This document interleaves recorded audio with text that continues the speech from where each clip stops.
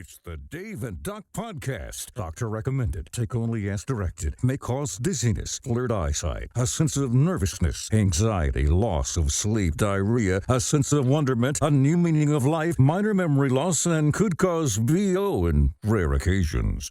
Now, brace yourself for Dave and Doc.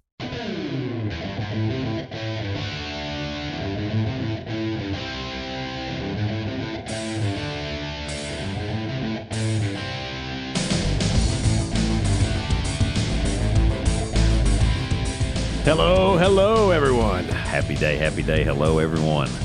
How about that? That was awesome. Isn't that great? The BO made it for me. That's right.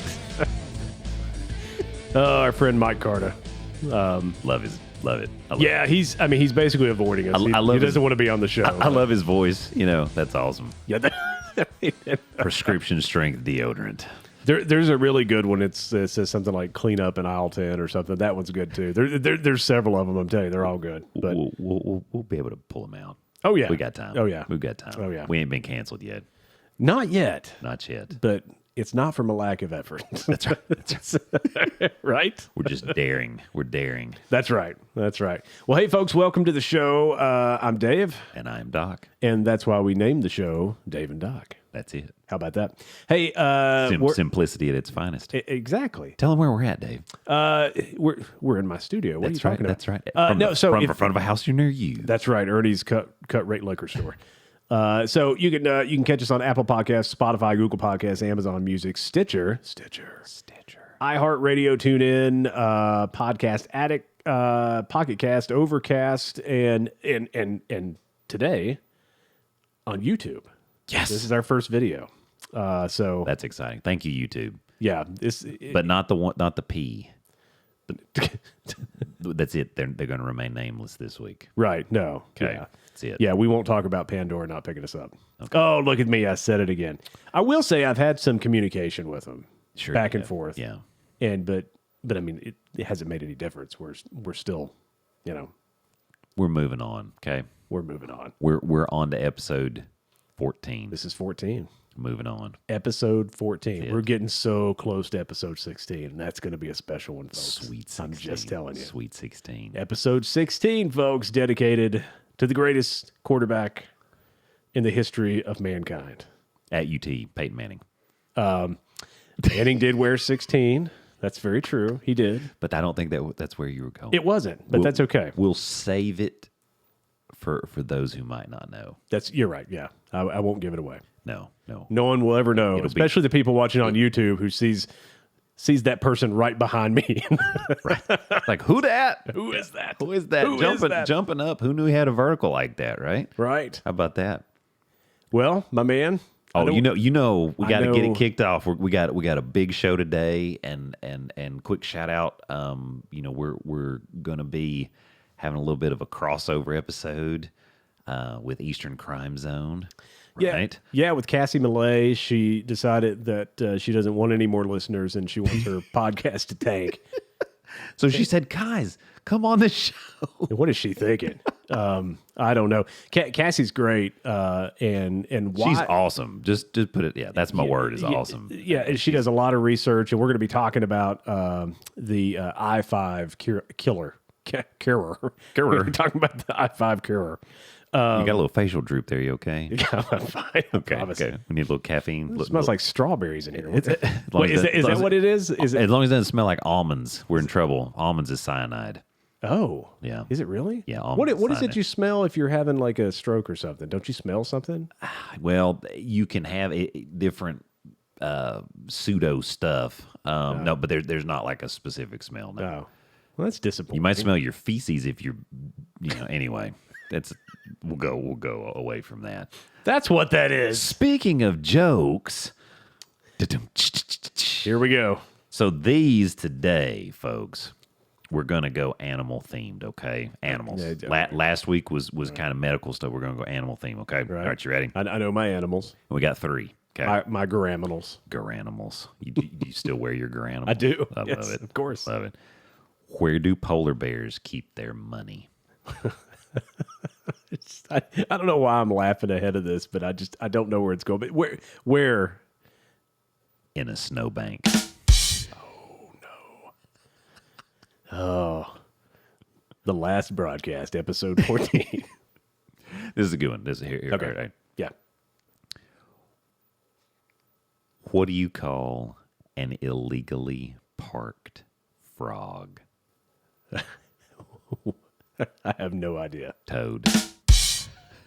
You like that one. I did like that one. You like that. That one I like. And then the last one, in case we get on to some of this later. What did one skunk say to the other skunk in church? What's that? Let us pray. Da, da, da, da, da. Let us pray. Let's pray. Oh, my goodness. And you might smell that if you have a stroke. Right. I smell skunk. Right. You do both, though, right? When you have a stroke, you just let go of all your stuff, right? Maybe not always. Seizure usually it's loss of bladder. Maybe that's what I'm thinking. It's the tension and then the release. Now, obviously, when you pass, usually you lose your bladder and other things. Right, because that muscle, the tone is gone. Yeah, the muscle's gone. Yeah, exactly. So exactly. Everything I've learned from you and House. That's it. I mean, it's the only two doctors I know. It's okay. That's it. House is awesome.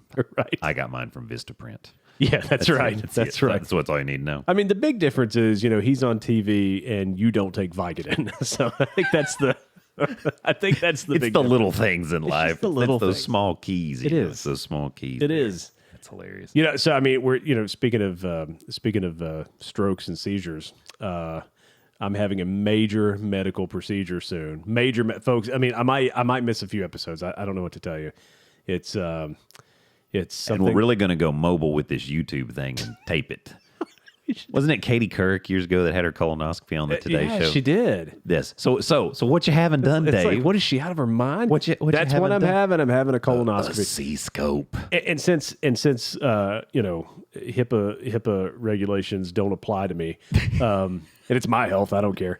I have a condition called diverticulitis and Osis. I mean, Osis. is it osis? Yeah, you don't want the itis. Itis is when it gets infected. That's when it gets infected. So I have diverticulosis, right? You're Yes. right. And so I have a lot of diverticuli Yes. floating around. Yes. Well, they're not really floating around. They're little outpouchings from the colon. They look like little cubby holes, basically. do. If you think about it that They way, they do. look like cubby holes. So I mean, that steak that I ate 3 years ago, hanging out. Might have a little piece trapped in there. Hanging out. Just a little piece, a little pinch, a little pinch. And I guess, I mean, I don't know if every time that I've had a flare up, if it is in the same part of the bowel. I don't know. I would imagine it would be, but I don't know. It depends. I mean, you can see it anywhere throughout the large intestine. Yeah. And now, typically, you'll see more pockets in certain areas in different people. But I mean, it can happen. It can happen anywhere. But when you have flare, get the bad abdominal pain. Some people have fever. Some people have blood in their stool or diarrhea. Just really feel sick. And that typically requires antibiotics to help treat that. Like a bunch of antibiotics. It's yeah. awful. Yeah. So I mean, you almost feel sick from taking the antibiotics. You do, and I mean, the first time I had it, I had to eat yogurt. Right. Just try to keep the good bacteria in your gut. It's the worst pain I've ever had. Like it was just unrelenting pain. Like there was nothing you could do. And I also let it go like 2.5 weeks. Well, sure, because you thought it was going to get better, right? And it didn't. It didn't get better, and you're lucky. You're lucky you didn't get a pocket of pus formed in there called an abscess, and then those have actually even ruptured before. And then you got poop inside you, not inside your colon. And that's how you get peritonitis, and it's bad. The surgeon said, "Hey, if your white count's a little better in the morning, we're good. If it's not, you're going to be talking to me in a different room." I mean, that's where I was at. So now I don't do that. So right. So now if I get any kind of pain, like doc, I'm dying here. Load me up. You notify us immediately. So because of that, you and I were talking at my last visit when we cleared up the syphilis. Thank you. So You're welcome. I Penicillin. I applaud and clap for that. So we were talking about they've changed the age range. They have. So yes, the United States Preventative, the USPSTF, United States Preventative Service Task Force, has now said 45 to start screening. Right. Unless there's other factors. I mean, if you've ever had to have a colonoscopy and they found something, polyps or other things, sometimes they'll start you on an earlier screening schedule. Or if you have a first degree relative with colon cancer, it's usually, say that was at 45, they're definitely going to want to start screening you, 35-ish, 40, somewhere around in there. And that's, you bring up a good point. And actually we were talking, I've had a little bit of a string here where folks are not really wanting to do a lot of their health maintenance stuff. So just wanted to just say today to just generally to our listeners and everything, please, when we ask you and talk to you about these things, where it's a colonoscopy or a mammogram, even just a PSA, which is the prostate blood level, or the digital rectal exam, all those things, even dental exams, get a skin exam. Oh, yeah. All these things are very important just to help keep you safe, and again, colonoscopy, it's now 45, or Cologuard, which is a mail-in test. The colonoscopy is of course the gold standard. Mammograms we recommend starting at age 40. Pap smears age 21 to 65. They do let, if you've not had abnormal ones, there's a 3 to 5 year window in between. It's not something that you necessarily have to do every year now. And then, of course, starting at age 45, we start doing PSA. National Comprehensive Cancer Network recommends that. Digital rectal exam still recommended at age 50. However, there is some debate on that in the medical community. Of course, the urologists, who are the specialists, they're like, you need to do the exam.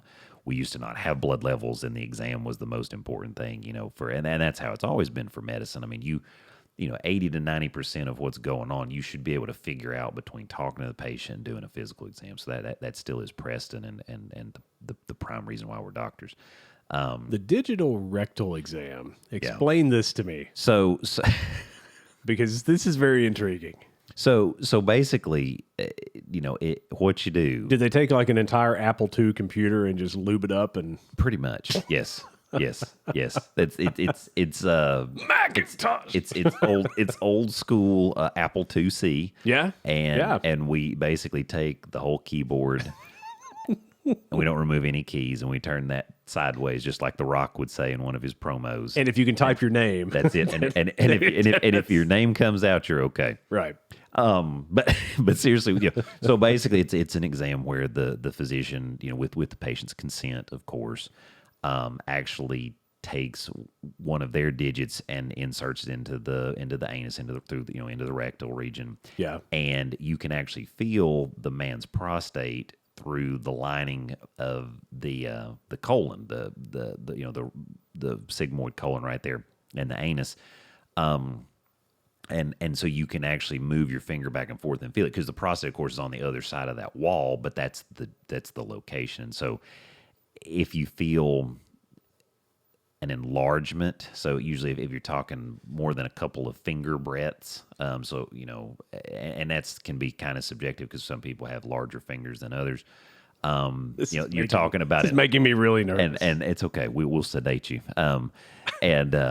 The other thing you're feeling for is you want to make sure there's no nodules, make sure it doesn't hurt. I mean, I've had patients that were sick and have prostatitis, where you get infection or inflammation within the prostate, and it is very painful to actually do the exam. So you don't want it to hurt, and you're kind of feeling for like a walnut type texture, not a fully like thickened hard walnut, because that can be dangerous, but like the greenish, you've seen green texture walnut. That's kind of what you're looking for, and it is one of the more, I guess, vulnerable exams for the patient. So I would say. So you really want to have a good rapport with your patient, talk to him about it. And certainly, like I said, if the patient doesn't want to do it, you just say, hey, it is still a good test, but we don't want to do something that makes you feel uncomfortable. Right. And so that's it is very important to have a dialogue on that. Yeah. It's going to be uncomfortable. I'm just going to come in with the glove and the big old thing of lube and be like, this is it. You're going down. It's going down. A Valium in your right hand. That's right. And lubed up. I'll have some dinner, a couple candles. We'll just make a little evening of it. So like the gloves will be on like a nice silver platter or something, like you bring it in with a towel. That's it, man. Draped over the. That's right. Yeah. That seems right. Nice little meal, just a little something. Just a little something. It is important, though. I mean, listen. No, and like I said, I had this string literally right when we were having your annual exam, and it was like, why are people So I'm actually going to kind of pose a question to you from this standpoint, because I mean, obviously you were like, no, I want to do what we need to do to help take care of me. You know, Right. there wasn't really I mean, and I get it. Nobody really wants to have to do the prep and that sort of stuff. But from a patient standpoint, Yeah. do you feel like it's more of just the general uncomfortableness of it, or do you think people, like, is it more not knowing just how serious it can be if you don't do that? It kind of just not being informed. I mean, I try to tell them, like, listen, you could have cancer and we would miss it. Right. You know, early detection is key.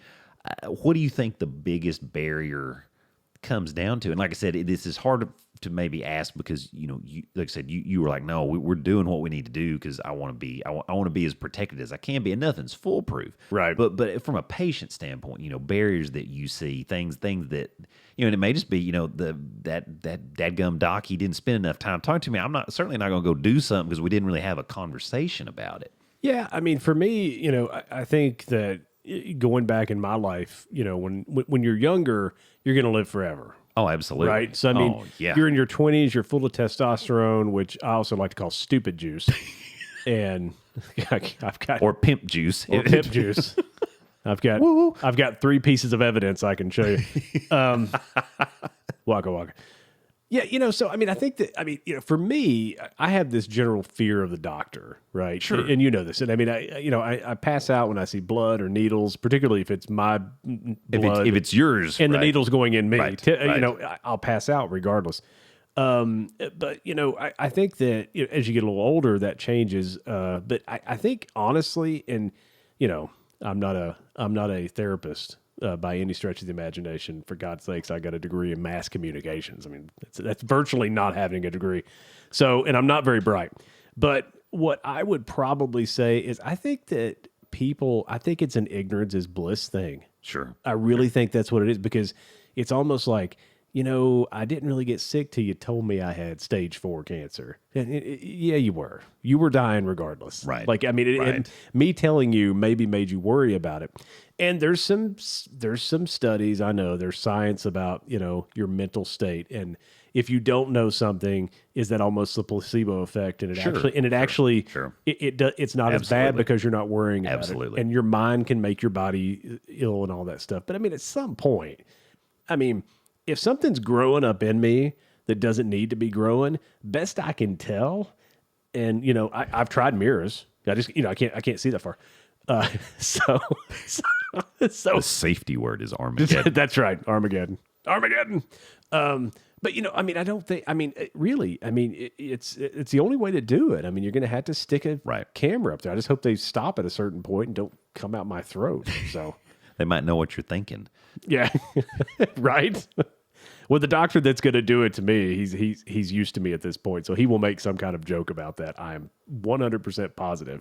Dave, we'll stop when we get to your tongue. That's right. Right before they put me to sleep. That's right. Yeah. Don't worry. It'll only be slightly numb. That's right. And the bloating and the gas. Don't worry. Because, I mean, you know, I've never had one, and I'm supposed to have one with diverticulitis or osis probably once a year. No, you know, that's a great question. You know, if you keep having infection, which we, you know, knock on wood, we've not had that. You know, you've not had that in a while, right? No, you can be hanging out now. You know, typically the kind of that depend on how, and I don't remember the severity, how much you have. You know, it could be anywhere from like a 3, 5, 7 to 10 year plan. Usually, they're probably going to see you around every 5 years. So, you know, it's another good reason because we are due for it. Another good reason for you is you do have the diverticulosis, but it's not something where you have to get one every year, which is a good thing. Yeah, you know. So, but yes, and you know, I think that's a good point. I think people do have that ignorance is bliss. They're like, but I feel good, doc. You know, if I don't feel good, I'm gonna call you and we'll do something about it. And it's like, well, but you know, you might not feel bad until it's stage 4. Right. And then, yeah, we can do some stuff, but guess what? You're gonna feel 100 times worse trying to kill it. And if it's stage 4, it's spread, you know, far away from the primary site, and it's not curable. Right. You know, and so you're gonna die from it. Ultimately, yeah. So that's the thing that always scares me. And like I said, I talked to patients about it, and a lot of smart patients, and they're just like, I'm not doing it. And I'm like, well, and I'll say, well, we do just take a little cardboard stool thing home, or we do and a lot of times they just won't do it. And it's hard because you don't want to hold that against them. But it's like, gosh, but if something happens to you, you want to be treated. And sometimes I'll ask them, I'll say, well, what if we did find that? I mean, do you want to be treated? Well, yeah, I would. And I'm like, well, then don't wait, because if we find it early, then there's a whole heck of a lot better chance of just getting all of it out of there. And then you move right along. We have to do surveillance. Of course, the oncologists, they're awesome, take great care of their folks, and they have to do the surveillance for it, but you're still alive. Do you think that maybe if doctors' offices, because, you go get your oil changed, and you get your tires rotated, you do all this stuff. So maybe we could combine like, an oil change bin and like the quick sack lube. You put somebody right up on one of those things. QS lube. One of those lifts. Yes. And just lift you right up. That's it. You got all the oil for lubing whatever you need to lube up. That's it. You got a good air compressor there to, help you pump that stuff through. I think this is a business idea. We need to patent that. I think so too. You go mobile with it. Yeah. Right? Have like a truck and, have a little seating, a little waiting area. That's it. And the ramp or a little side door going in, Absolutely. and have it divided up, with partitions and stuff. Oh, yeah. Yeah. And you could do like specials. Like today we'll change both your oils. That's right? Oh, good stuff. But that's what we should do. But please, just for our listeners, please, talk to your doctor and please try to stay up with your health maintenance, because it does, early detection on everything is key. So let's say this is a question that came up in my life here. Not for me, just in general. This is not happening to me. But let's say I come to you and something's wrong, and let's say you have to amputate a toe. Okay, let's say something bad happened. Doc, my toe hurts. You look at it and you're like, well, no wonder, because it's like 9 shades of black and it's falling off, right? And so you guys, you cut the toe off. So the question is, what do you guys do with the toe? So like, what do you? So there's a couple different possibilities. Does the insurance company require a piece of it to make sure that it happened? Not that I'm aware of. No. Though that brings up a very interesting point of, has anything ever been falsified, in that regard? And I'm sure that happened. That's unfortunate. So, what's supposed to happen is the body part, whether it's a digit or an actual appendage or an eyeball or whatever. Yeah. What you're supposed to do is they will typically take a tissue sample just to make sure there's nothing else going on with it. The pathologist kind of looks at the general setup of everything. But it's actually supposed to go to a biohazard crematorium, and it's supposed to be incinerated. Okay. That's the most likely thing that happens. Now, sometimes on occasion, the body parts might be sent, say, to a medical school or somewhere, anatomy and physiology is taught. Right. And, it is preserved appropriately with formaldehyde and the different things. And it can be, used for study. Yeah.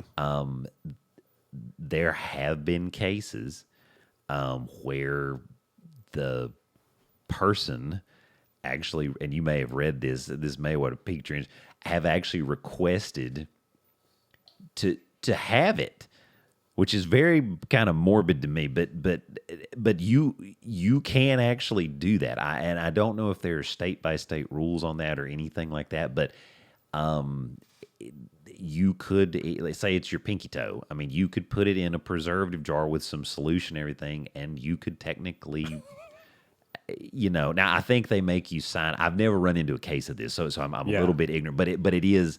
I mean, you learn that in the training. I mean, there is a way to do that, but I'm sure there's some sort of thing, legal risk for the hospital and everything else. But typically, it goes to the biohazard and they burn it up. But you can ask for it. And like I said, there are cases. You may even be doing a quick internet search while we're talking about. But there are cases. I'm downloading the form to fill it out just in case. We're going to do this later. We're going to put some ice on that sucker. I'll dip you in the bathtub. We'll give you a little bit of Valium. Sure. And you'll wake up with no foot. Right. Okay. Right.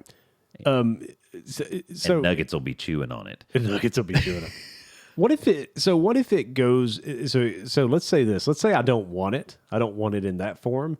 But let's say I want it in a nice urn after it's incinerated. Could I do that? I would say yes. I think you'd have to. That what they would probably do, and I don't know this. This is what I'm postulating. So I think what they would probably do is they'd say, well, we have to release that to you, and then you might have to take it, to a mortician or whatever, and they have the incinerator, and they might actually do it. I don't know that the hospital would actually take that and burn it up. Because I would think they would do a lot of these at the same time. Like on Mondays we do arms, right? And we just throw those in the oven. I would say you're right. It's probably just one of those. It seems like it'd be time consuming to do one arm at a time. Exactly. I would say you're right. And having not been directly on that side of it, but it just makes sense. And I mean, the other thing too is, I mean, how many amputations do you get a day? I don't know. Yeah, I don't know. And I mean that can be very subjective. So. I mean, if there may be a day where there's a mass wreck or something, and right. and bad stuff has happened, and that's what and then there may be other times where it's just terrible weather, nobody's getting out to do anything, and fortunately nobody's blood supply has been compromised to the point of a problem. And does it get picked up daily? Don't have. What's that? I mean, oh yeah. I mean, so when you do the surgery, I mean, it has to go out. Yeah, I mean, and they because I mean, it's. I don't know if it was like the garbage, like they came once a week. No, gosh, no, because man, think of the smell. Oh yeah, no, it is. It has to. Wait, you mean the garbage or the arms? I'm just kidding. Both. Waka waka. Yeah. It has to be disposed of. Yeah, it's not something that's just hanging around. Yeah, they have to do something with it right then. Yeah, just put it in a pile. Just throw it out back there with the toes. Jimmy, don't throw that in that pile. That's the pinky toes. That's for the toes. The big toes are on the right. That's for the toes. You could have bins for the toe, like the big toe and then the toe next to it, and that's then it. That's it. That's or like garbage for incineration, recycle. They don't really have recycle. I'm teasing. You can't really do that. That's scary. This is what happens when I come to your office and I pass out from a blood draw. You guys are sticking extra parts on me. That's it, man. We don't know what he's going to need. Just put it in there. We had to modify him. Well, it's good to know. I never knew where the parts went. That's it, man. So now I know. But they're supposed to burn it up. That's what's supposed to. Yeah, the biohazard crematorium is typically what happens. I'm gonna swallow a bunch of RFIDs. Okay, here's what I'm going to do. I'm going to go buy some air tags from Apple, and I'm just going to put them in random places, and you're not going to know where. And if I get an amputation, I can follow that thing all the way to wherever it's going. And then you'll know. And then you will know for sure. You'll you'll roll up in there and be like, hey, yeah, I know it's here. What have you done? Why was that sent to a penitentiary? What's going on? What's going on? Oh, my God. It's awful. That's good stuff, man. So in news, that's hard. That's hard to just segue. Oh, it is. And Speaking of arms, yes. Go ahead. I thought that was the segue. Was that the segue? It's not really that good. I thought we were going to talk sports. Yeah, we are. See, arms. Oh, look at you. Look at this. See, I was just going to say, okay, great. That's where body parts go. Now let's talk about football. Or feet. Feet. Right. Yes, legs, arms. Right. Yeah. Well, I can tell you this: 4 arms and 4 legs.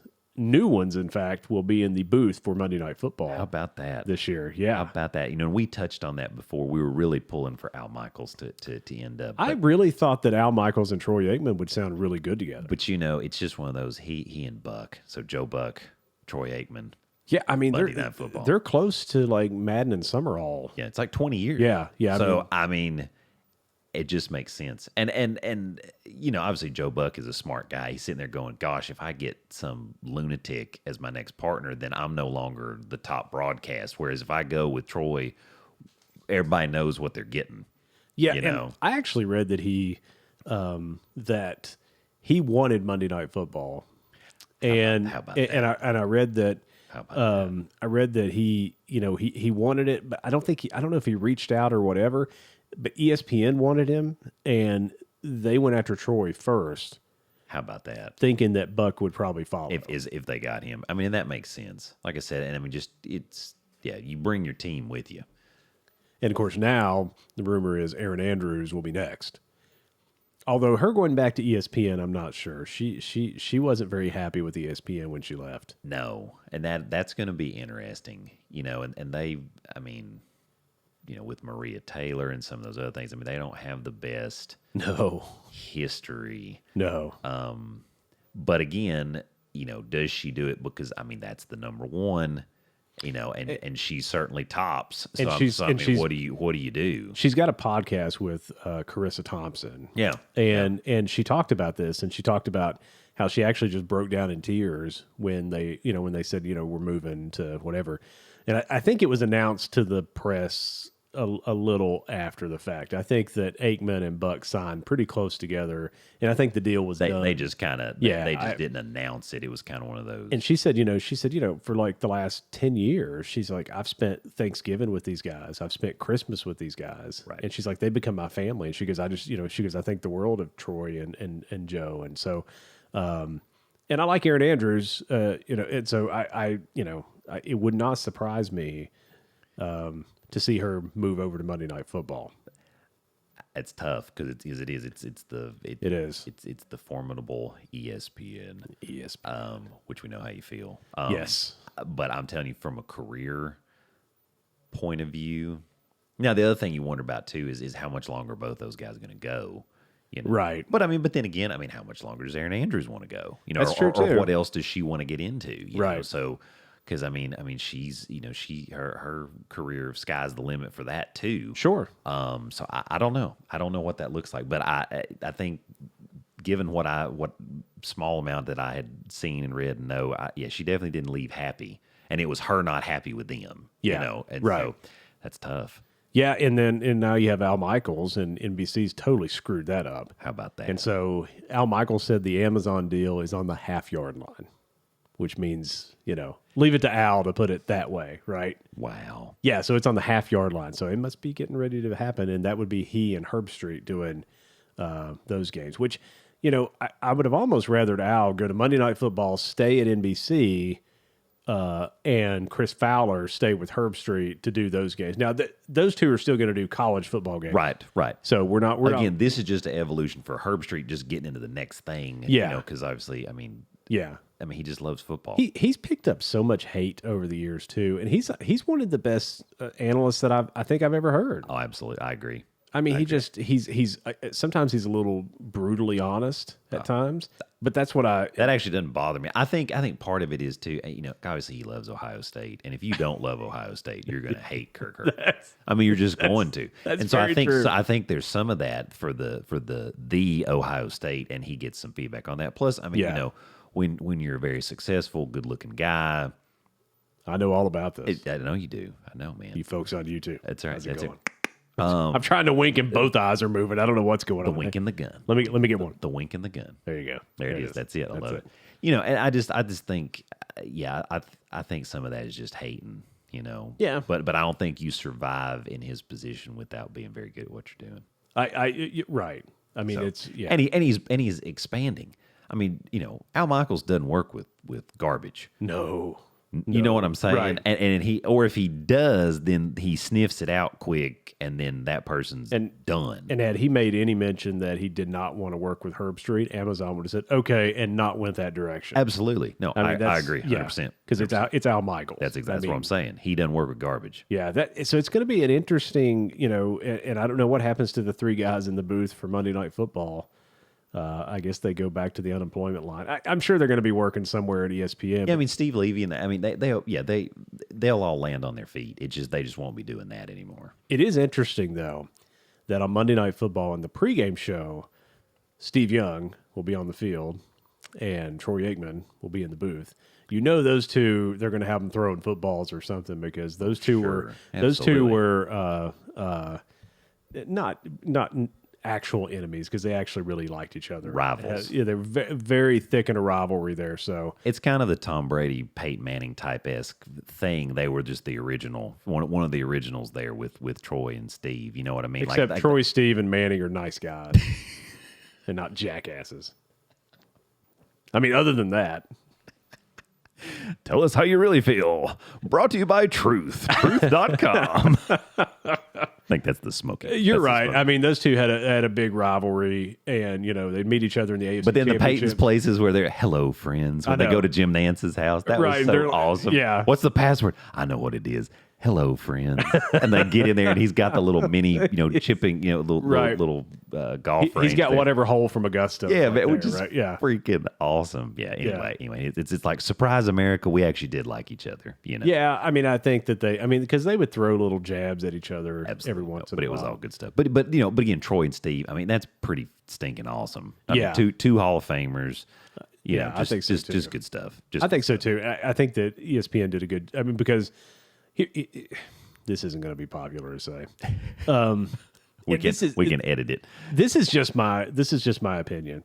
I really like Peyton Manning. I really do. I sincerely like Peyton Manning. I'm not a Peyton Manning hater.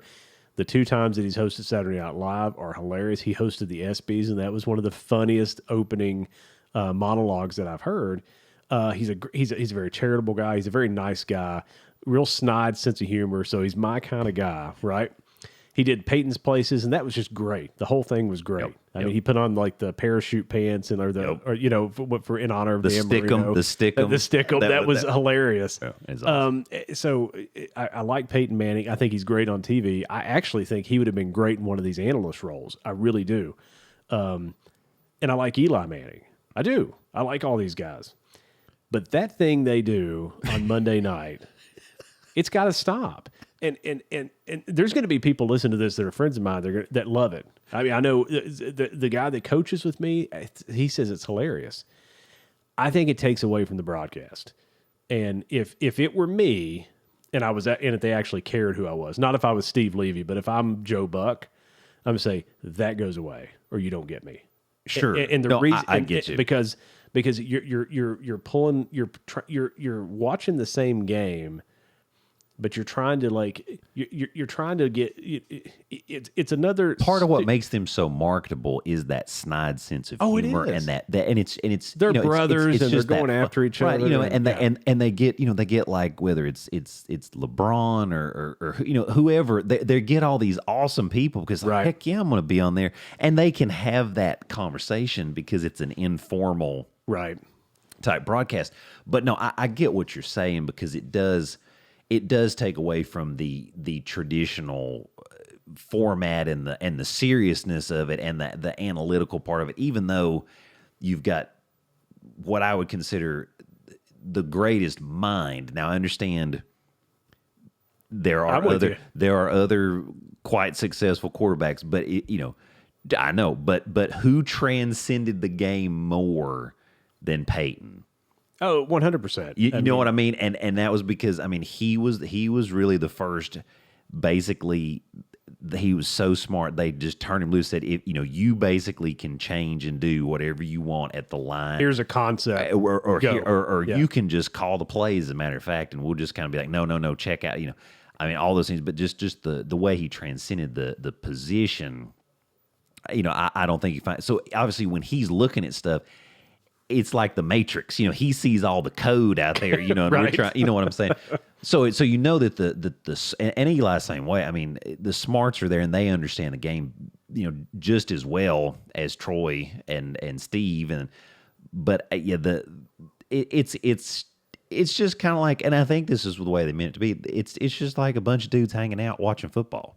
I can tell you what it really except it's on TV. I can tell you what it really was. What was it really? It's another feeble attempt at ESPN to cast a wide net and get as many viewers as they can. And listen, let's be honest.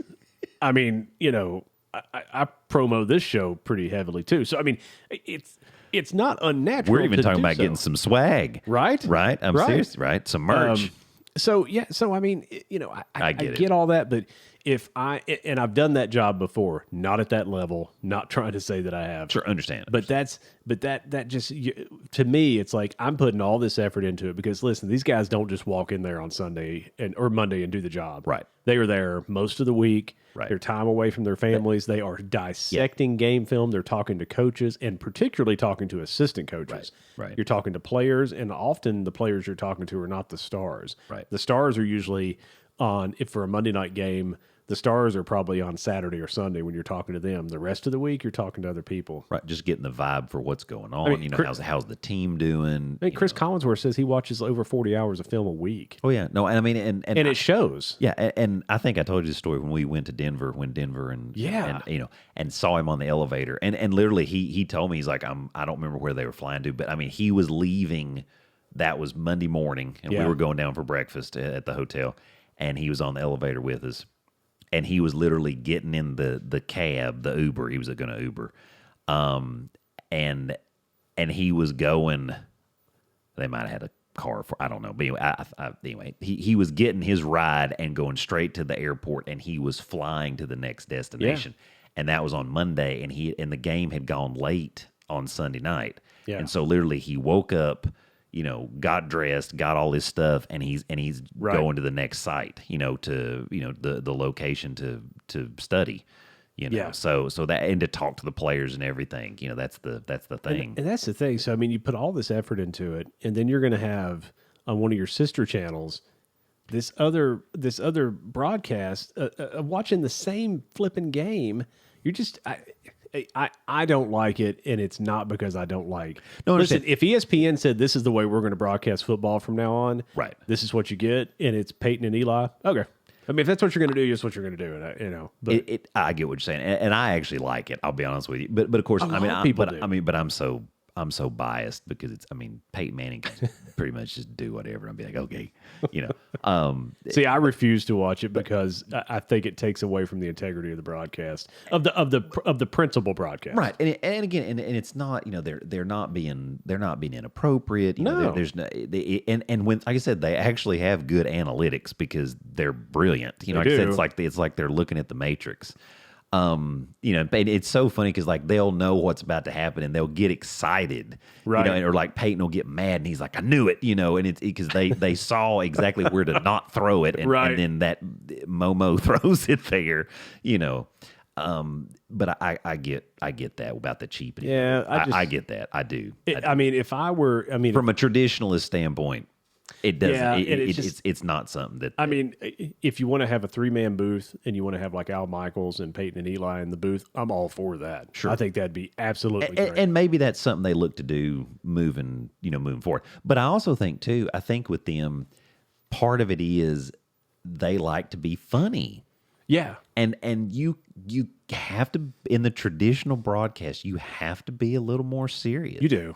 And they can totally do it, but I think they enjoy just cutting up and being silly, and you can't really do that on the traditional broadcast. You got to throw them in where you can, because Joe Buck is the master. He and Al Michaels both are the masters, right? But it's very it can be spontaneous, but it's very timing appropriate. Not just the Mannings might say something funny every 30 seconds if they want, and you can't really do that if you're really calling the game. If you're really calling it, because there's too much other action going on, and you're having, you know what I mean? So, of course, ESPN's not always been so careful about being serious when they had Dennis Miller. Right. And I love Dennis Miller, but come on. Right. Really? Right. They should have just got George Carlin. But again, I think that goes back to your other point. I think they were trying to snatch a certain segment of viewers. I think so too, because they thought they were going to hit it big, and they put him on there, and it just didn't. It kind of just backfired. Part of it too is maybe I'm just a really grumpy old man, and I just don't like anything. You are getting of a certain age. You kids, get out of my yard. Get out. Get out of my yard. Get out. That's it. That's it, man. Don't play in my grass. Don't play in my grass. That's it. Don't touch my Bermuda grass. That's it, man. That's it. Anyway, that's the biggest thing. That's the big broadcasting change for this year. Yeah, that's huge. And of course, and we're not talking about NBC, but I mean, Mike Tirico will take over for Al Michaels. And Tirico and Gruden did a great job on Monday Night Football, and Tirico's been doing football and commentary for years. So I think that's gonna be fine. That's gonna be just fine. I actually enjoyed Tony Dungy too in the games that he's done. I love Tony Dungy too. I think Tony's very happy to be in the studio doing it that way. I think so. I think that works out pretty well for him. They've got pretty good chemistry, so I think that's been good for them. They could always get Bob Costas. He's not doing anything. He's not. No, he's not. You're right. I'm just saying. I don't know what he's doing actually. I mean, I really just haven't heard anything from Bob Costas. You know, I don't know. Bob, if you want to do the podcast, my man, I've always been a big fan. Absolutely. Me too. Come on. We'll talk about you doing the Olympics with Pink Eye. That was so terrible. I'll never forget he just looked awful. He looked like he was just miserable. Yep. It's like, buddy, just find somebody else to do this. Don't. But the show must go on. Yeah. You know, that was some gnarly stuff. I mean, yeah, when you can see it that clearly. It was from bad. From the it was crazy. It was so crazy. bad. Crazy. Poor Bob Costas. Sticking with sports for just a little bit longer. NCAA tournament, of course, still rolling. Swing. Still rolling. How about your big blue? Or little blue. My bracket is so destroyed at this point. Good thing I had them losing to Murray State in the second round because Right. I can't stand Kentucky. Well, And they stole my Vols 2 seed. just so So everybody, I'm happy where Tennessee is at. So don't make no mistake. And I still got the Vols in my Final Four, and that's not just an emotional decision. But yeah, a little of emotional But what an upset! no joke. I mean, yeah, St. Peter's from New Jersey. So here was my Final Four, just so you know, in the bracket that is now absolutely garbage. I had Duke and Kentucky. There you go. Which I think a lot of people would have liked to have seen Duke and Kentucky. Oh gosh, yeah. I mean, that would be heavens, great. yeah. Then I had Villanova and USC.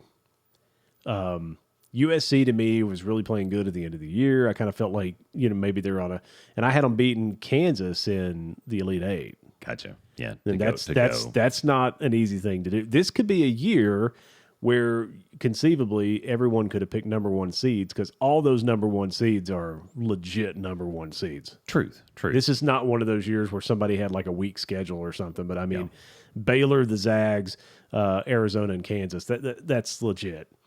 And so I had Villanova, USC, and I had Villanova winning, Kentucky winning, and then Villanova losing to Kentucky 67-61 in the national championship in New Orleans. So guess what's not going to happen? USC's not going to get there. Okay? And Kentucky. So two of my Final Four teams are gone after the first round. This is the worst that I've ever done. You didn't put any money down. No, I didn't. But I'll tell you a funny story about. I think I told you last week about. So there's a friend of mine, Anna. Yes, and she filled out a bracket based on the colors of the team or something. I don't know.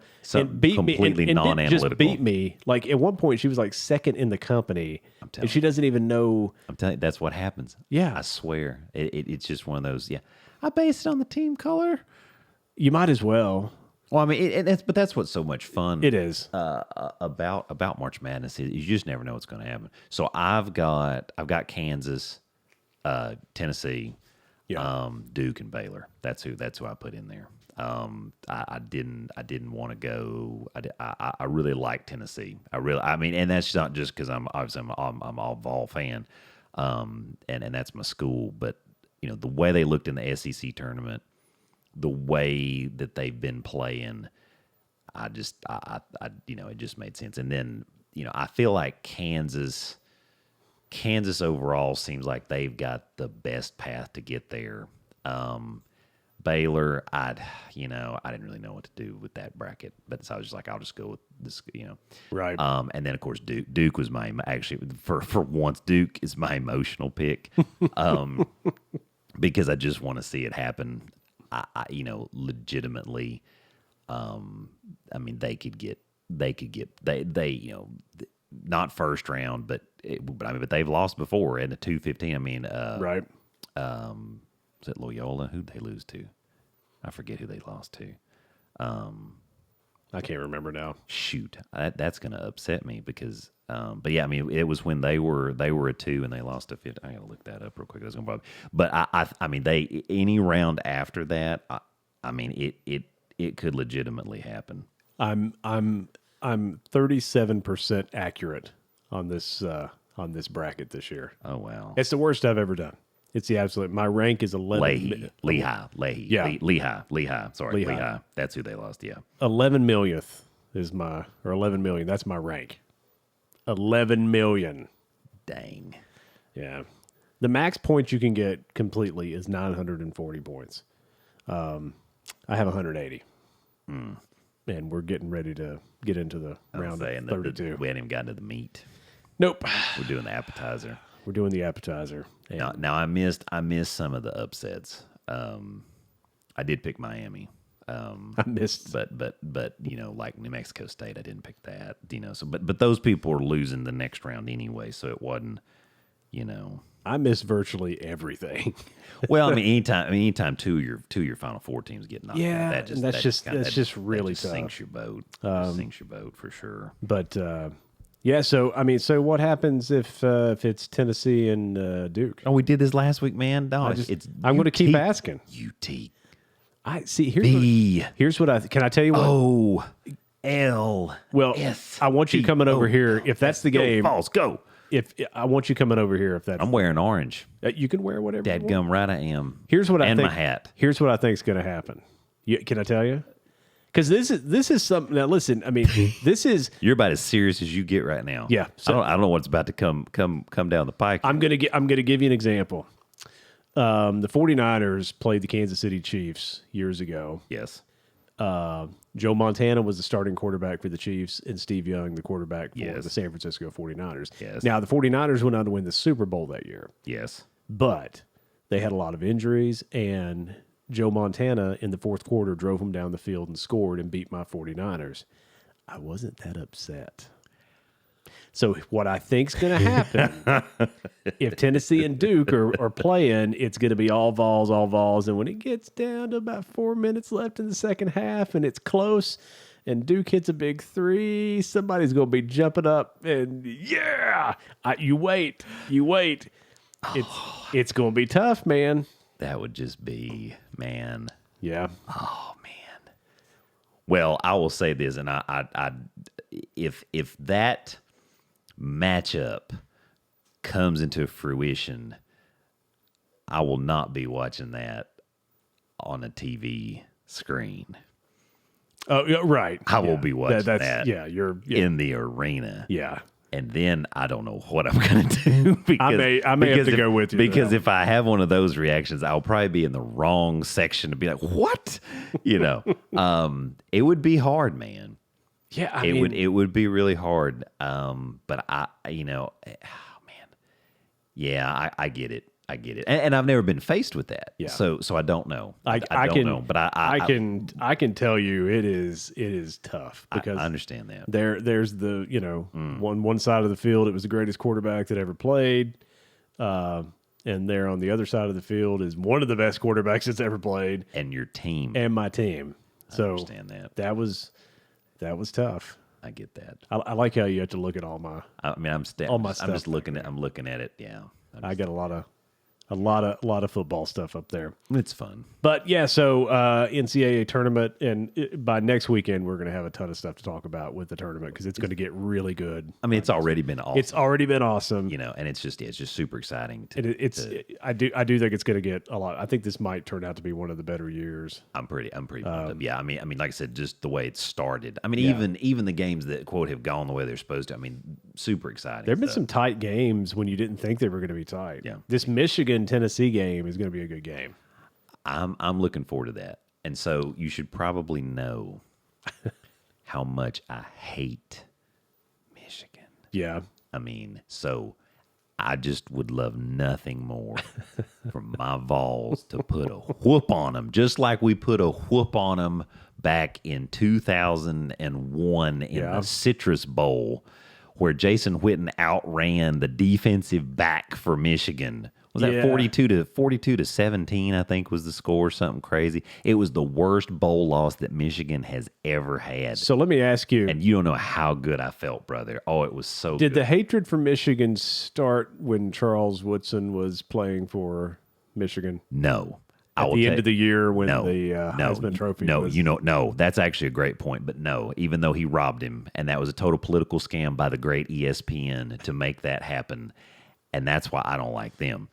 And one of my favorite parts of that is Phil Williams, one of the more famous radio broadcasters here. And that, yes, he went up to the downtown athletic club with a big orange screw. That's awesome. And sat outside it, dressed in a suit. I mean, looking very nice. And he sat out there and he started singing Rocky Top at the top of his lungs. Nice. After Peyton loses that farce. And they let him present the screw to him. He actually presented it to the downtown athletic club, big orange screw. Nice. Anyway, it's pretty cool. But no, actually, my dislike for Michigan goes way back there, to 1992. Yeah, when the Fab Five was the Fab Five. I just, and of course, I was a huge Duke fan. Right. I just couldn't stand them. And I'm not saying they weren't an incredible ball club. I mean, that was one of the most talented teams there's ever to been. Transcend the sport. I mean, otherwise everybody'd still be running around in thigh highs and all these other crazy things. Right. High water shorts, if you will. But but just lots of different things. And then to have the talent level of all of them and for them to be so young, was just unheard of. It was unheard of. Oh, I know. But I just couldn't stand them. I mean, I just didn't let that. Back then, my dad was real big on don't be cocky, don't be arrogant. You don't have to run your mouth. Which, I mean, now trash talk. It's like Larry Bird was like one. I idolized Larry Bird. Larry Bird was like one of the biggest. A-holes. I mean, not in terms of like, but just trash talking. Oh yeah. And I'm like, oh my gosh, because when you're young like that, I didn't know that until I got a little bit older. It's like, oh. But at that time it was like no trash talk and all that, and I just really liked Duke. And I remember I was in my 6th grade reading class, Mrs. Jolly's reading class, and Duke and Michigan were going to play in the title game, and Miss Jolly she kind of liked basketball, and so she just kind of went around the room about who was going to win, right? And everybody but myself and Lacey Phillips, okay, who was was, and we were, like I said, we were in 6th grade. Yeah, we were in 6th grade. Who was, attractive cheerleader. I had a bowl cut and buck teeth, so there, it wasn't like we, now I was a pretty decent, athlete. So, I mean, that kind of saved me from just totally, so we didn't, we were not matched up together, but she and I both picked Duke. I see. And I'll never forget that because I couldn't believe it. I was like, did she really just pick Duke? But I was like the only one, and so, right. and it was just so funny. And so I always think back to that, and I've never liked anything about Michigan since. I pull for Michigan once a year in football when they play Ohio State. Nah, it's I will say that's a tough one because I'm not an Ohio State fan. I'm a Jimmy Harbaugh fan too. Like I've always liked Jim Harbaugh. I mean, that's fair. I'll give you that. But I don't. I mean, they played Georgia in the semis this year in college football, and I didn't really care. Yeah. And I've never been a Michigan fan, but I remember I like to see them lose. I remember being in school, and they're gonna lose when the Fab Five was a thing, and everybody was all Fab Five. And of course, Juwan is the coach now. Yeah. He is right now. I mean, he might get kicked out. Which is amazing. Yeah, I'm still just amazed that he actually got to come back for the season. I mean, he assaulted. You just can't do another that. Coach. I mean, it doesn't matter what somebody's saying to you. You just can't do that. No, you just can't. Mean, it's just. I mean, that's assault. I can just actually it's battery because he actually hit him. Yeah. Yeah. It was assault and battery. So I mean, it's crazy. And he only got 5 games. I know. It's all right. It's okay. I believe me. I'm right there with you. Their run's coming to an end. So, yes, I think so. The week 82-64. No, we don't score that many points. It's probably going to be more like 72 to. It'd probably be a low score. 72-58. Tennessee's defense. 72-58. It's like UVA. Yeah. You couldn't get over 50 points against. I think that'll be the difference. But anyway, yeah, it's good stuff. Good stuff. Sorry, I got a little fired up. Michigan. No, believe me. Hey. When you mention that other guy, go Vols. I get upset when you understand. Talk about him. I get you. I get it. Go Vols. So another terrible transition. I know our show. We don't have the flow quite There's a great line from George Carlin where he's talking about I forget what he's talking about, and then he goes to weather vanes, and he stops in the middle of it, and he goes, as you can probably tell, I don't do transitional material. I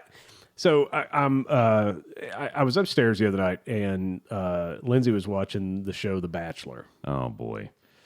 And so, the most controversial rose ceremony ever. The most intense rose ceremony ever. You have had 6 million rose ceremonies. How is it that every single one of them is so intense? And also, too, I hate that show. So there's one thing that really bothered me. We can move on. Right? That's it. We hate it. Moving on. Oh, my God. So, number one, this last season was in Iceland, right? Beautiful place, right? Do you know how many times they said... So, Lindsay was watching, like, the very final wrap-up show or whatever. The final rose ceremony. And I stopped counting at 15. They said Iceland so many times that I wanted to break into the TV and hurt somebody. Well, when we were in Iceland, I know where you were. Just stop saying it. And here's what I don't get.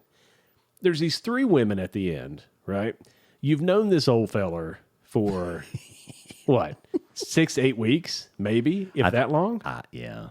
And they're talking about they're in love with the guy. So get this. Because I'm in love with the stripper. So it's... Sorry, I don't know where that came from. My ADD. So this...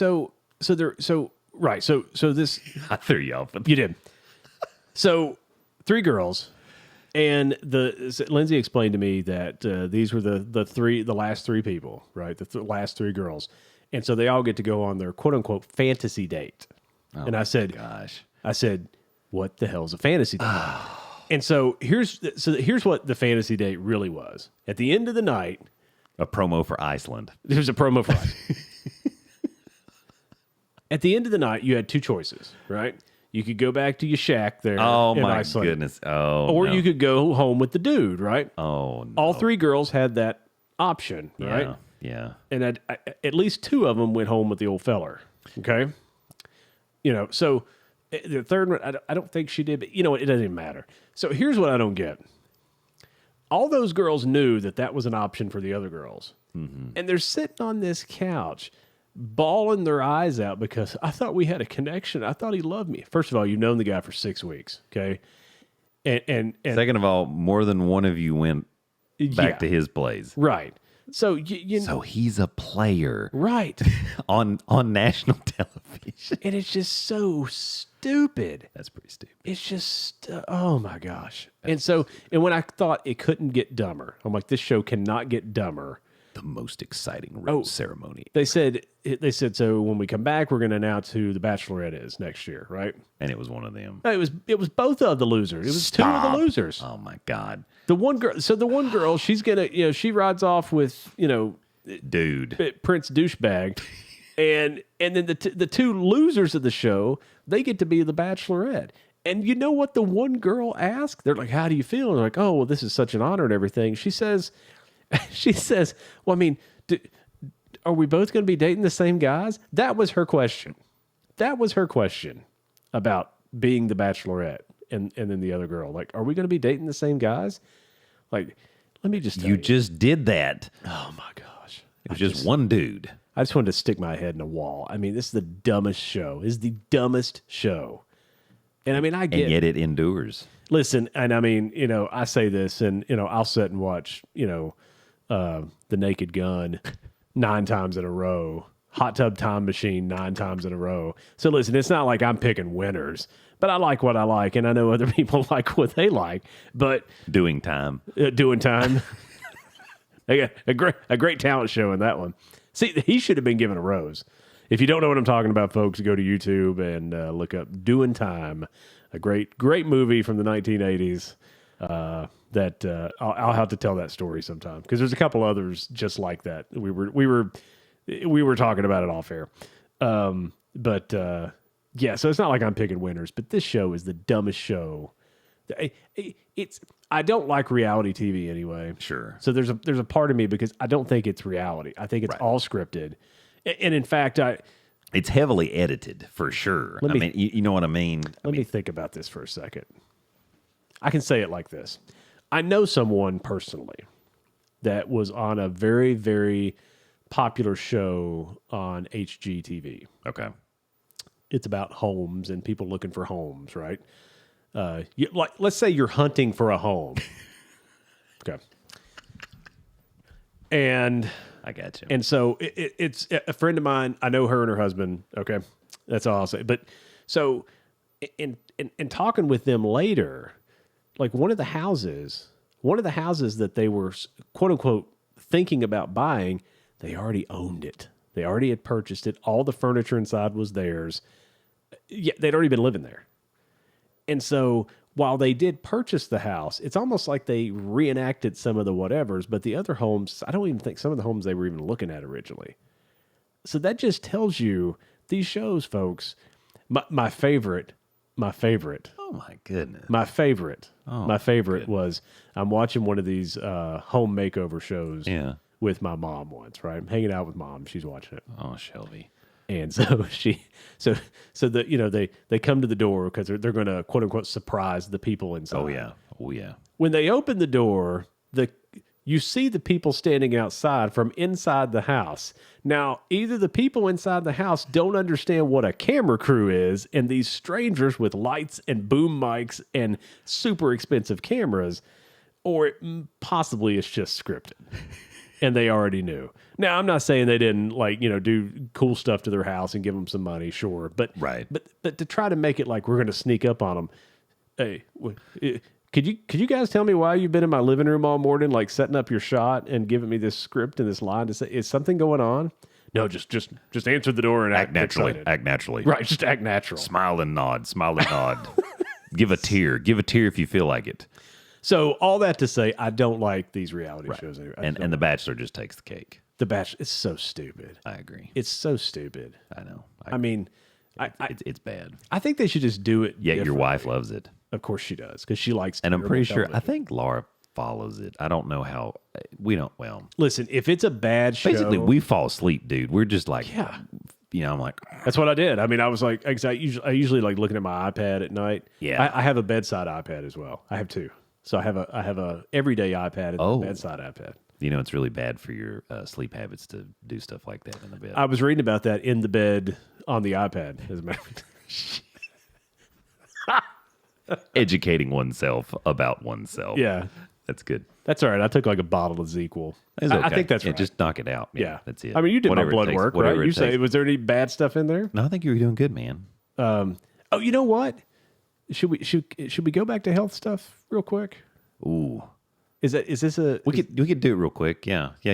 So there was one... Segue. Bachelor, moving on. Yeah, Bachelor's a stupid show. Stop watching. And The Bachelorette, even worse. Please. Because it's going to be 2 Bachelorettes. I mean, this is... That's so... They really should let me direct this show, and I would completely change it. There would be a mud pit. Oh, my goodness. And a kiddie pool. And it'd be a lot of fun. Def Leppard in the background. Of course. Yeah. Live. So again, HIPAA doesn't apply to me. So your office was kind enough to call with my lab results, which I didn't understand. And at the end of it, it was like, Doc says that you're doing good. Just keep doing what you're doing. I'm like, oh, you could have just led with that and not give me the stuff. So they put the stuff in my panel. Yes. And they put my panel in the panel. The panel in the panel. So I logged in, and normally I look at it and I realize every time I don't know what any of this stuff is because I'm not very bright. But I did notice one thing was elevated. Mm-hmm. Like the range was like 2 point something to 5 point something, and then like mine was a 7.2. Mm-hmm. Had like a little yellow line through it. Mm-hmm. I looked it up, and it was like white cell count. Mm-hmm. So my white cell count's that was a percentage.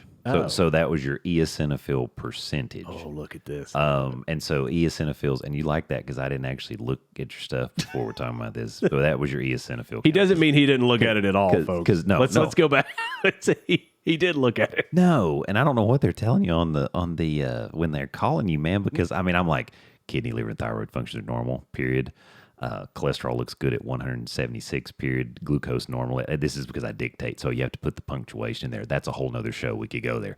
But anyway, that's wonderful. So stuff. PSA is good. Testosterone is not functioning. Anyway, no, we didn't check. I'm kidding. We didn't check that. That's what's wrong. Yeah, that's it. I feel weak. I feel weak. No, I'm kidding. So anyway, so it was your eosinophil percentage. Yeah. Which is just some, eosinophils, more allergic reaction, inflammatory type stuff.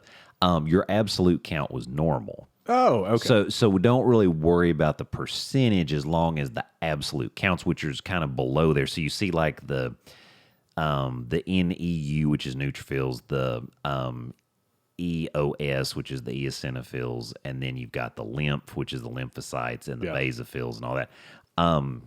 When your natural counts, the absolute counts right below it, which just basically says the same thing but CT for count. When those look okay, we really don't worry about it. Now, if your percentage and your absolute counts are elevated, then we say, well, that's weird. So I'm not dying. No, you're not dying. Okay. And the other thing too is you do, if I may, you've had upper endoscopies before because you have some Barrett's and some of the stuff. So the thing you worry about eosinophils is you can have a acid reflux type disease where traditional acid reflux medicines, the proton pump inhibitors like Nexium, Prilosec, things like that, they don't work. And you try that for like 2 months and it doesn't work, and you go in and they do biopsies on the EGD, and it actually shows up with you have a high level of eosinophils in the slide that the pathologist is looking at. It has to be greater than 6 eosinophils per high-powered field. If you have that with acid reflux symptoms and you fail the PPI therapy, that is typically diagnostic for eosinophilic esophagitis, which I do have some patients that have that. But we don't, to the best of our knowledge, we don't think you have that. Now, interestingly, using the flow vent does help. Using that puffer, which they actually give pills of steroid type stuff, or you can try budesonide inhaled. There's steroid treatment of some sort is what we typically try to on the roids. Right, that's it. Monoids. That's it. So, huge. But since you've had biopsies done before, we don't think you have that because it's never shown up on any of your stuff.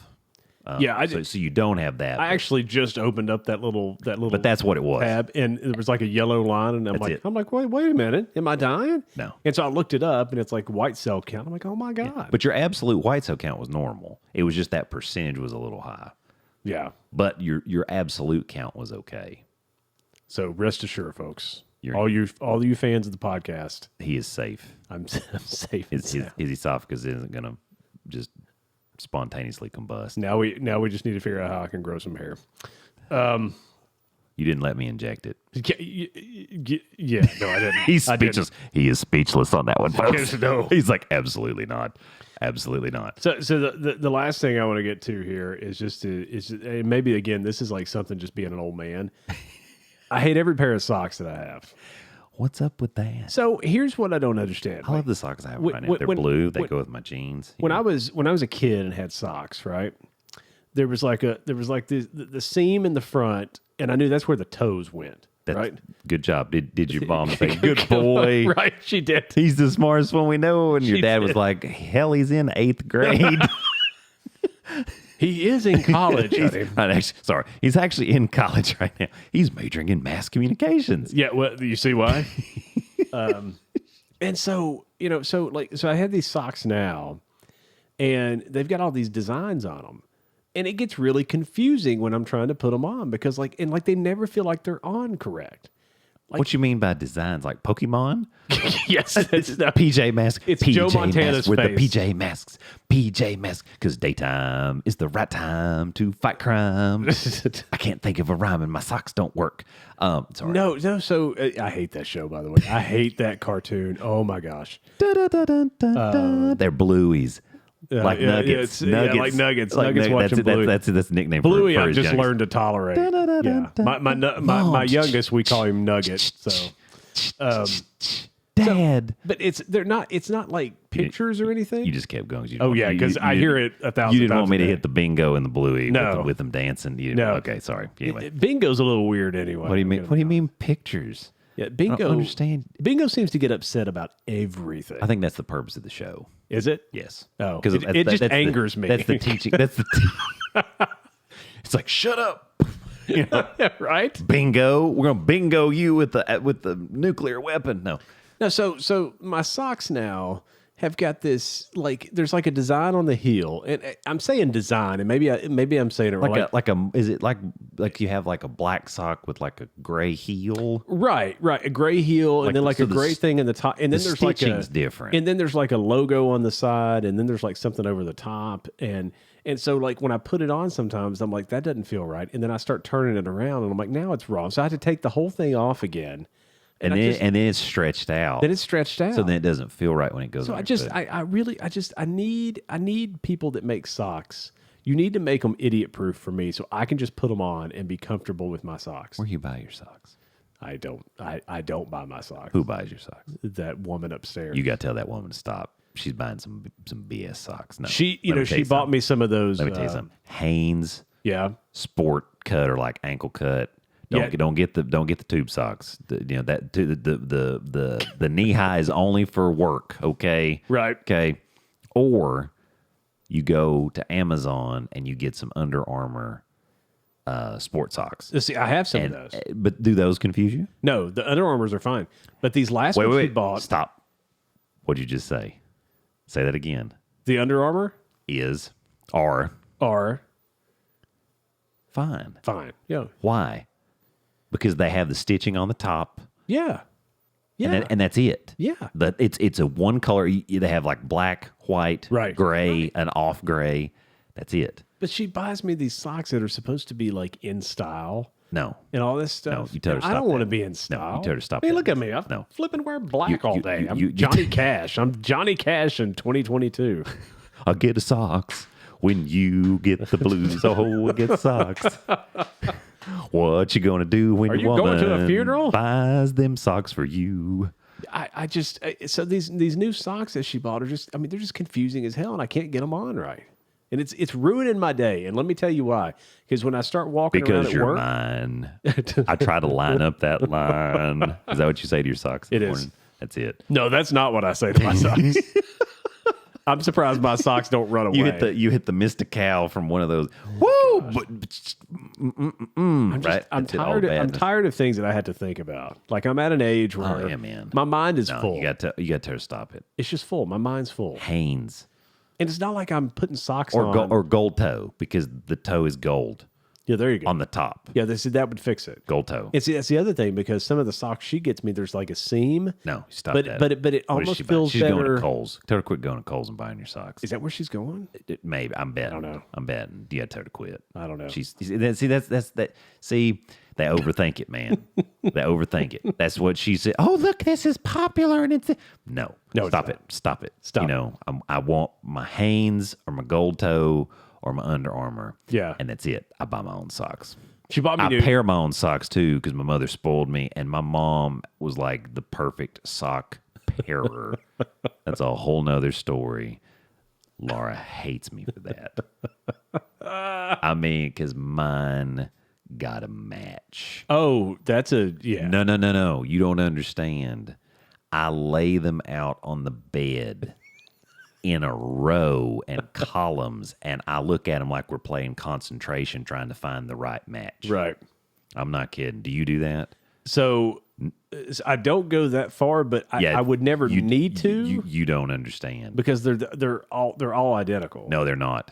No. But no, Dave. No. They are the same brand. You're very wrong. They are the same brand, but they are not exactly the same. And Laura, and I'll tell you, these socks are different. I will tell you, I can feel it on my foot when she's paired them and they don't match. Really? Yes. Wow. Yes. Or maybe Lindsay just does it, and like she really takes the time to do it.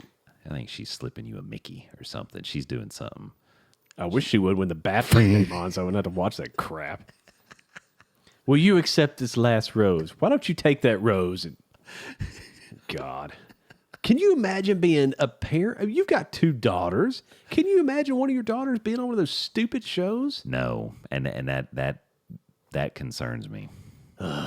Concerns me. I mean, I can just tell you right now, like I would just kick my boys. You know what? Yeah. I'd be like, son, that's it. I don't care if I am 82. We're going out here, and Dad is whipping you. What I would tell my daughter is, here's the deal: you can be on the show, but I'm going to be with you. I'm going to go with you on every date. And when he hands you the rose, he's going to hand it to me. If he can get by that, then... And if you're going back to his place, so am I. That's right. That's right. You'll sleep on the couch, and he and I will have a conversation. Or better yet, you'll be in the bed with him going, yep, just go ahead and try something, buddy. Just go ahead and try something. Feeling froggy? Feeling frisky? Mm-hmm. Yep, here you Everybody says there's a reason I didn't have daughters. There's probably... No, it's concerning. No, but the socks are not the same.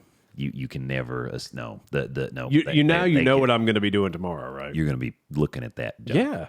And you should be. Does she pair them or does she like flip them, turn them inside out like in a ball and like throw them in your sock drawer? Yeah, so she like folds See, them. she's bamboo. Does she leave them paired together like open or does she fold them in? Oh, they're folded. See, she's bamboozling you, man. No. See, she got you fooled.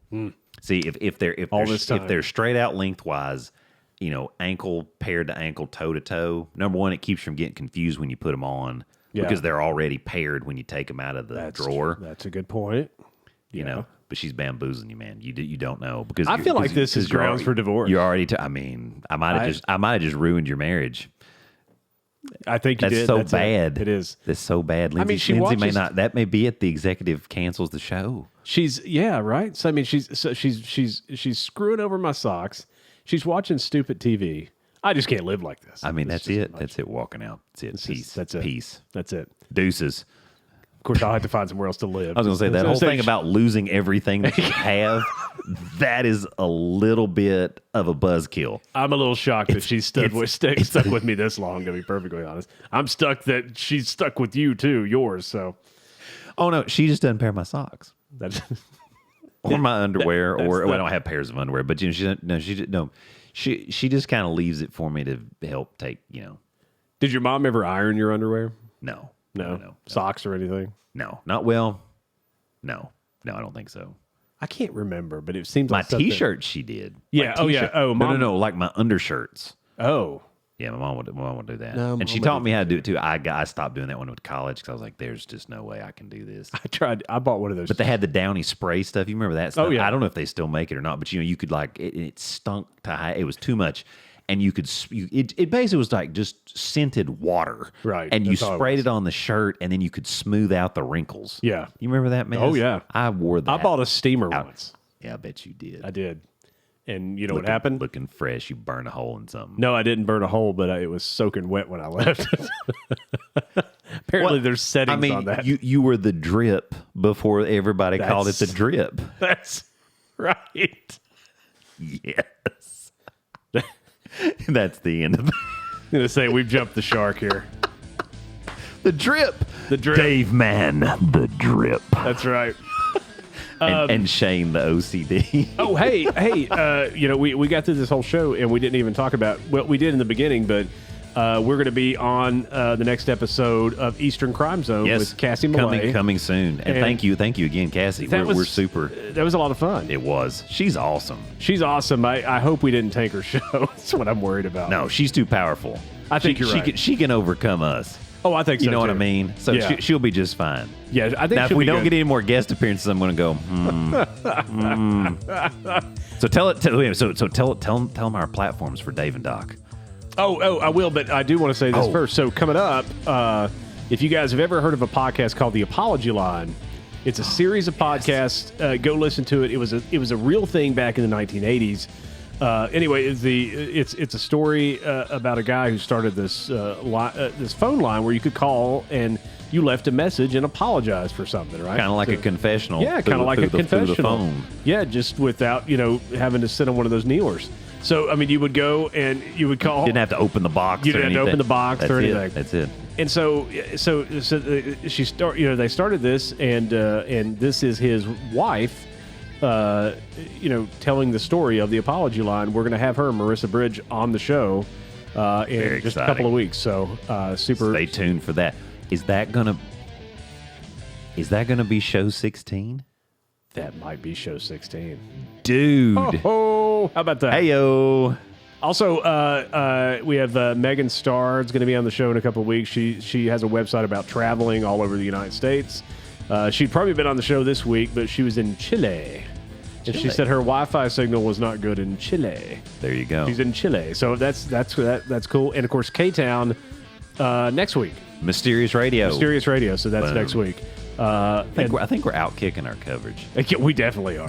We definitely are. There's no doubt. Minus the socks. That's right. And our friend at the Pillow Fight Championship, Steve Williams, looking forward to talking to him in probably 2 or 3 weeks again, too. He's got some big news for the PFC. So. Awesome. Good Lord. How much more crap can I promo here? Hey, folks, you can listen to us. Tell them about us, man. Tell Apple them about Podcasts, Spotify, Google Podcasts, Amazon Music, Stitcher, iHeartRadio, Podcast Addict, Pocket Cast, Overcast, and now on YouTube. You can watch us do this magical show. That's it. Whatever it is. It's Dave and Doc. That's right. It's Dave and Doc. Thanks, folks. See ya. See ya. Bye.